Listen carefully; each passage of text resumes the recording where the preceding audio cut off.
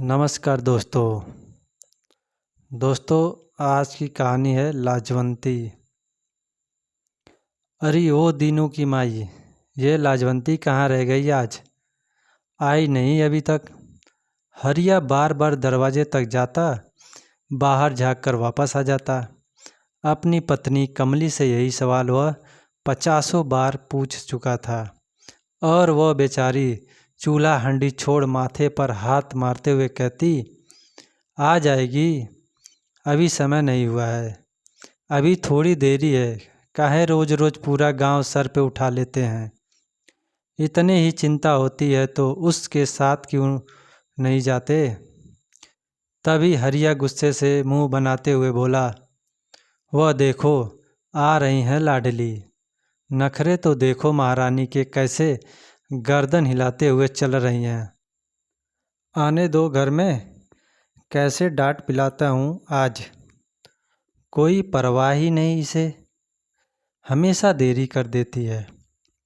अरे समझाती ही नहीं, मुझे कितनी चिंता है इसकी। अरे मगर ये भीमा कहाँ है, उसके पीछे पीछे चला आ रहा है।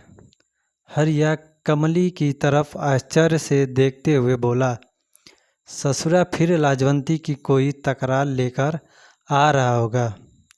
मैं छिप जाता हूँ, उसे कह देना मैं घर पर नहीं हूँ।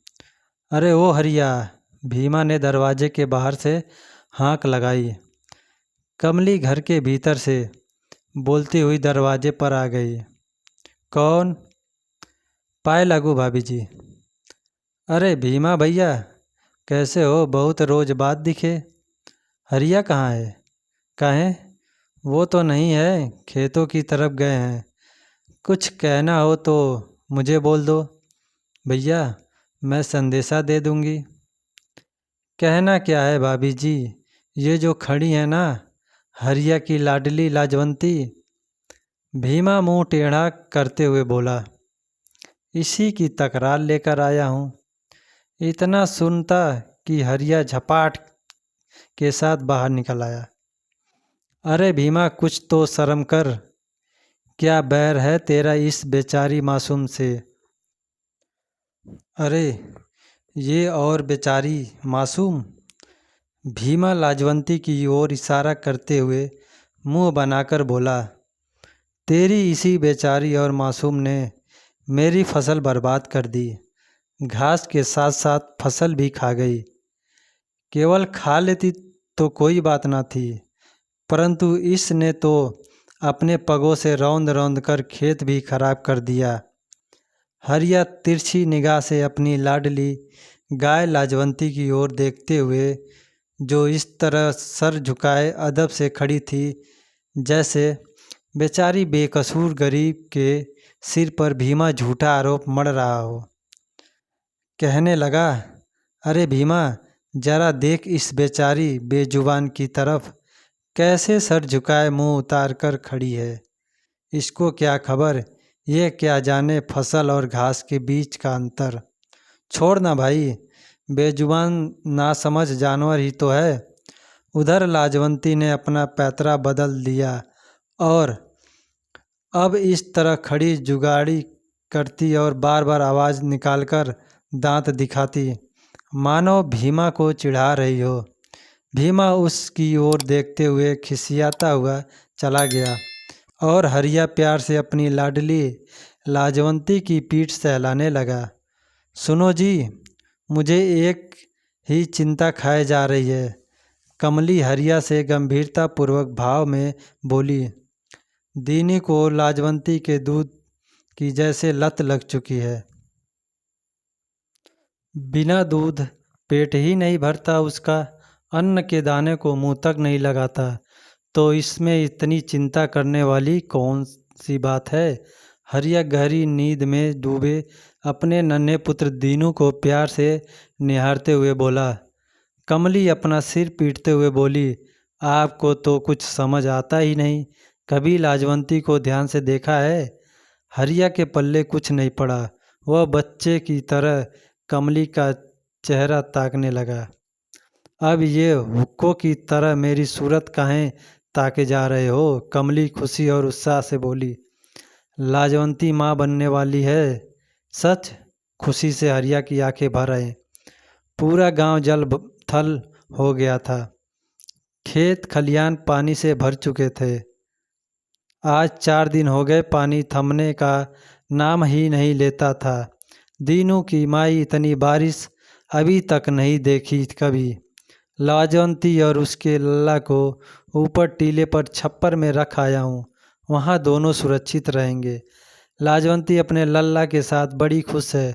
उन दोनों की चिंता भी आज दूर हो गई। गरीब बेजुबान जानवर यहाँ गीले कीचड़ में बड़े परेशान थे। हरिया, अरे ओ हरिया, जल्दी निकल बाहर, गांव में बाढ़ का पानी भर गया है। बहुत तेजी से पानी का स्तर चढ़ रहा है। कमली के हाथ पांव फूलने लगे। वह हड़बड़ा कर दीनू के बाबा, लाजवंती और उसका लल्ला कहती हुई बाहर की ओर भागी। हरिया भी तुरंत उसके पीछे दौड़ पड़ा, परंतु बहुत देर हो चुकी थी। बाढ़ का पानी घर के दालान तक पहुंच गया था।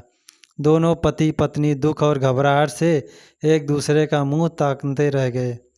हरिया को जैसे अचानक से होश आया, वह कमली का हाथ पकड़ छत की ओर घसीटने लगा। छत पर पहुंचने पर भी हरिया और कमली लाजवंती और लल्ला के लिए झटपटा रहे थे। उन्हें लाजवंती और उसके लल्ला के सिवा कुछ न सुझाई देता, परंतु कुछ देर बाद हरिया दिल कड़ा कर कमली को दिलासा देते हुए दुख और सहानुभूति से उसकी पीठ सहलाते हुए बोला, सब्र कर भली औरत, भगवान पर भरोसा रख, सब ठीक होगा। शायद इस बहाने वह अपने आप को भी झूठी तसल्ली दे रहा था, परंतु भली औरत को कहाँ चैन मिलता। पानी का स्तर तो इतना बढ़ आया था कि छत बस 2 हाथ रह गई थी। हरिया बार बार टीले की ओर देखने का प्रयास करता, लेकिन तेज बारिश के चलते कुछ भी साफ नजर न आता। हालांकि बढ़ते पानी ने टीलों को भी अपनी चपेट में ले लिया था। अचानक कमली ऐसे उठ खड़ी हुई मानो नींद से जागी हो। दीनू, दीनू कहाँ है? हरिया भी छटपटा सा गया। मुझे क्या पता, तेरे ही तो साथ था सुबह। घर में भी तो ना दिखाई दिया। अरे आपके पीछे पीछे ही तो था जब आप लाजवंती को टीले पर ले जा रहे थे। दोनों पति पत्नी दुख और झुंझुलाहट में एक दूसरे पर चीखने लगे, एक दूसरे को दोषी ठहराने लगे। कमली की मानो जान निकली जा रही थी। अपने जिगर के टुकड़े के गम में रो रो कर बेचारी अधमरी हो गई थी। हरिया का कलेजा भी फट रहा था, परंतु अपनी जीवन संगिनी की हालत देख गरीब हिम्मत बटोर उसे समझाने का प्रयत्न करने लगा। आधी से ज़्यादा रात गुजर चुकी थी। कमली भी अब बादलों की तरह शांत हो गई थी। रो रो कर दोनों का मन हल्का हो गया था। शायद बारिश का जोर टूटने ही अब पानी का स्तर भी उतरने लगा। हरिया और कमली किस्मत के लिखे को स्वीकार कर चुके थे। उन्होंने मान लिया था कि वह अपने तीनों चहितों को खो चुके हैं। उन्होंने तकदीर से हार मान ली थी। इसी अधेड़ बुन में जाने कब दोनों की आंख लग गई। सुबह का उजाला फैला हुआ था। हर ओर तबाही का मंजर, चीख पुकार और अफरा तफरी का राज था। बाढ़ अपने साथ सब कुछ बहा ले गई थी। पानी का स्तर एकदम उतर चुका था, परंतु हर ओर कीचड़ कूड़ा करकट बिखरा पड़ा था। हरिया जैसे तैसे कमली को सहारा दिए छत से उतर रहा था।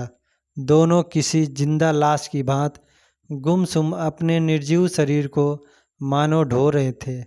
तभी कमली टीले की ओर हाथ उठाकर इशारा करने लगी। हरिया उस ओर देखते हुए कहने लगा, अरे पगली, काहे झूठी आस पाल रही है? वहाँ अब कुछ नहीं होगा। नसीब ने हमसे सब कुछ छीन लिया है। तू मानती काहे नहीं? परंतु माँ का मन कहाँ मानता है, और हरिया भी कहाँ अंतरात्मा से बोल रहा था। ऊपर के मन से ही तो बोल रहा था, भीतर तो आस की चिंगारी दबी थी। उसे तो अब कमली ने हवा दे ही दी थी। चल ले चलता हूँ टीले पर, परंतु केवल तेरी खातिर, तेरा मन नहीं मानता। हरिया खुद को कठोर दर्शित करता हुए बोलो।